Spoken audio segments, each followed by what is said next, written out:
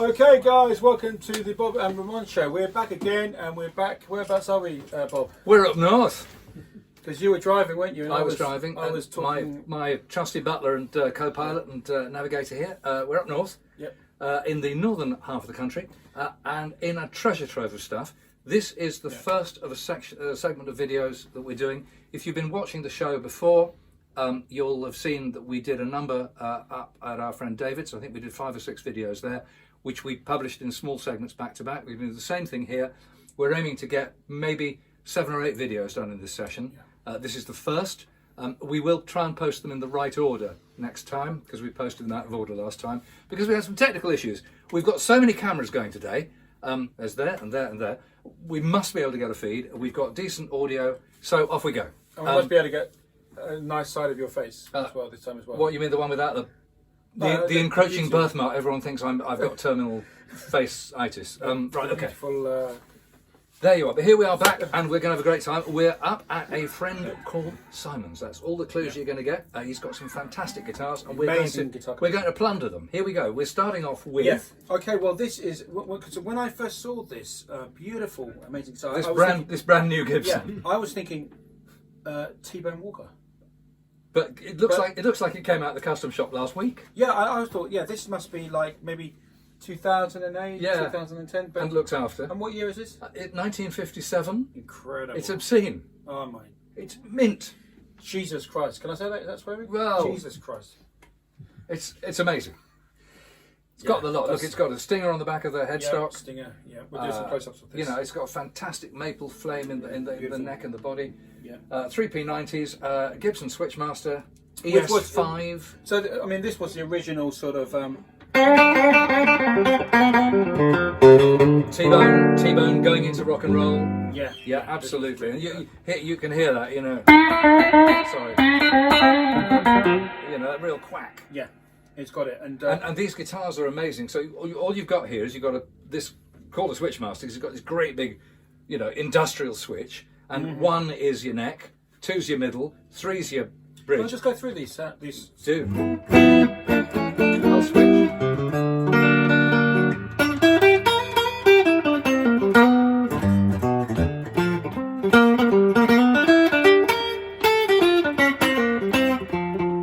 Let's move on to 2. Keep going.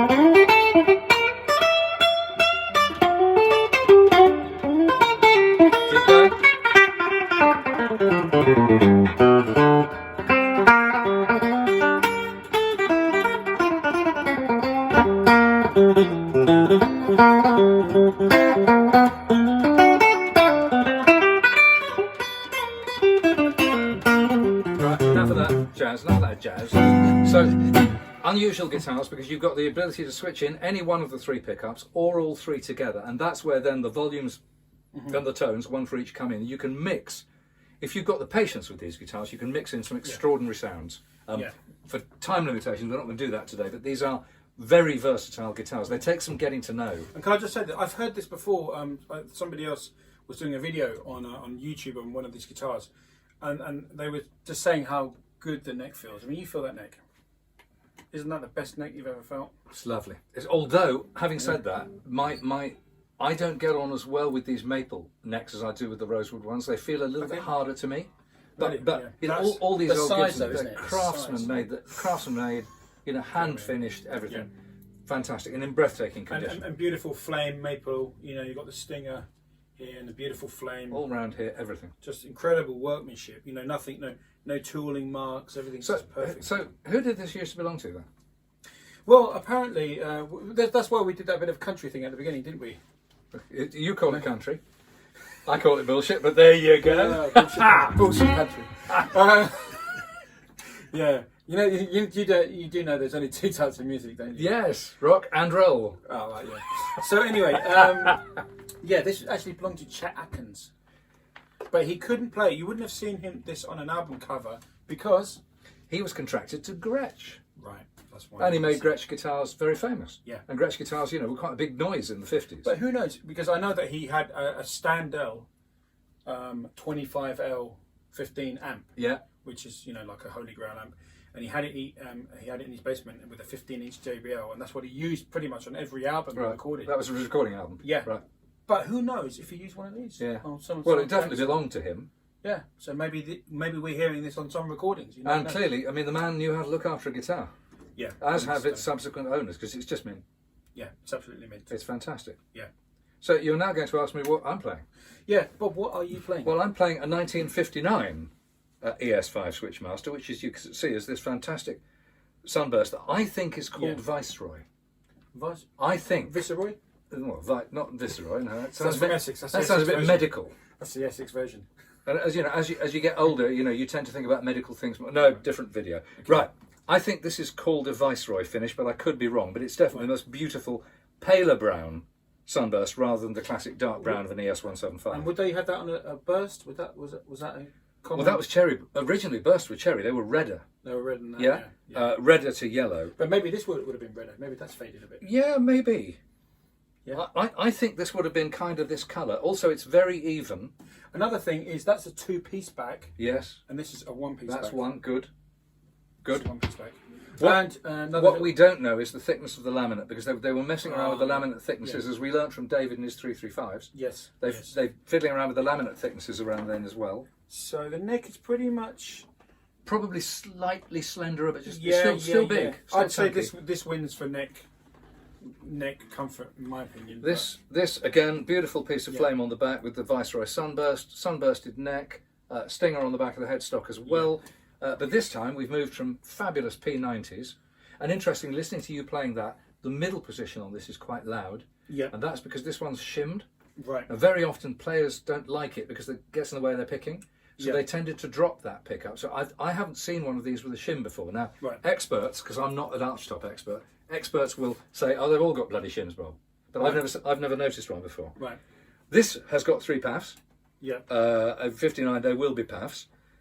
So this guitar, if I was a parts vulture, I'd be looking at this and going, oh, I'll make more money out of those paths than I can out of this bleeding guitar. Yeah, because Paul Kossoff used to use all gold hardware apparently on his Les Pauls. Did he? So he must have been pulling them off. You've got 3 gold paths here, which is a treasure trove, because I mean, the bits here are worth a packet. But again, in fantastic condition. Oh, beautiful, yeah. Absolutely. There's one little ding I noticed on the middle of the back here, but apart from that, there's nothing going on. It's just fantastic. Machine heads. Should we talk about machine heads? So those are single ring clues and tulips, but they've got the waffle backs. So I don't know what they're called, deluxes or something. They're beautiful. They went on Les Paul Customs. Right. And the higher end Gibsons. Yeah. So you'd probably find those on the Super 400. Yep. L5. Yep. Yeah. By this time we've got to gold Grovers. Right. Which were also used on customs. Which were also used at that time, but Grovers, for example, weren't stock on Les Pauls. Right. So that was a thing of the late 60s and early 70s. Everyone's reamed the holes out and stuck Grovers on. Yeah. Because I think Jimmy Page's ones were gold, weren't they? Yeah, and continue to and Grovers with the beam top, so they continue. But again, you've got the same electronic configuration. You've got 3 pickups. Yeah. You can select any one of them or all 3, and you can mix them. Using this. So I've played a couple with the P90s before and know how much variation you can get. I've never played one with humbuckers. Yeah, I mean, for me, this is the Switchmaster. I would prefer it with P90s just for the look, because they just look so good, don't they? But I mean, that's not to say that this doesn't look beautiful, but I just think the classic look is the 3 P90s, isn't it? For me, well, I mean, it's the 50s look, and you can imagine being in a tuxedo on television, black and white television, holding that guitar, and you'd look $1 million. And this scratch plate is just the most beautiful scratch plate I've ever seen. Absolutely amazing. So that's a wonderful piece of pearloid, probably sourced from Italy. Right. And then with how many 7 ply white binding that is hand glued on and pressed to it. It always amazes me how these things don't fall apart over time, but they don't. So whereas this is a more classical, 5 ply, beveled edged, black, white, black, white, black, like on 175s and guitars like that. Should we just hear some tones? Go through some tones of. So that's your neck pickup. Really nice and warm. Middle. Got a fair amount of nose to it. Honk. A little bit flat.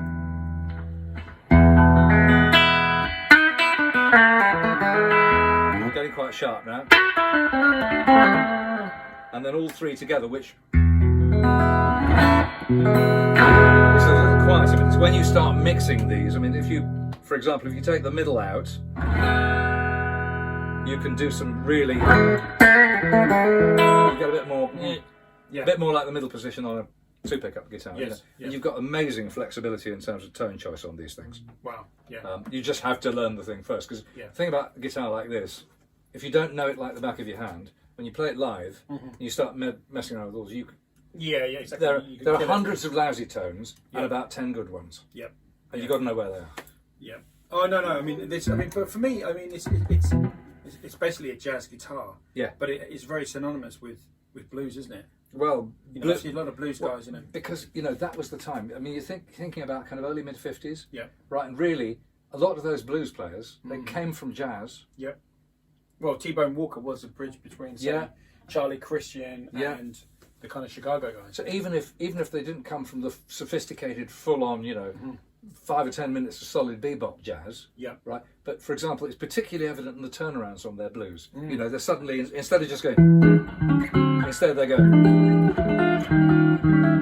all that, sharpen and flatten fifths and all the jazzy stuff creeps into the turnarounds. So that's exactly when that guitar, and this is only 2 years later, where they came from. But on this one, I just want to kind of really pick sort of, near the bridge and.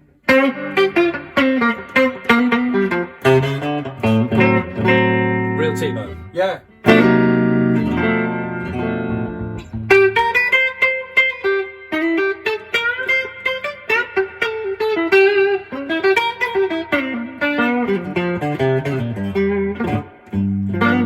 Funny enough, listening to that, nothing to do with these guitars, but I'm just hearing where Mike Bloomfield's sound came from. He came straight out of that kind of T-Bone, middly.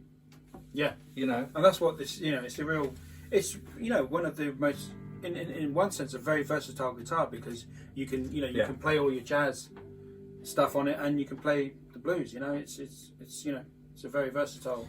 And these guys live in their original brown cases. Probably, I'm guessing, probably green baize lining, at a guess, or brown. Pink already, and on this too. Yeah. So both kind of Cali Girl, sorry about the obscene reference, cases. Whoops. So they live in their original cases. They're well loved, these guys. You've got to think of Carl Perkins as well. Oh yeah. Oh yeah. So a lot of it was a.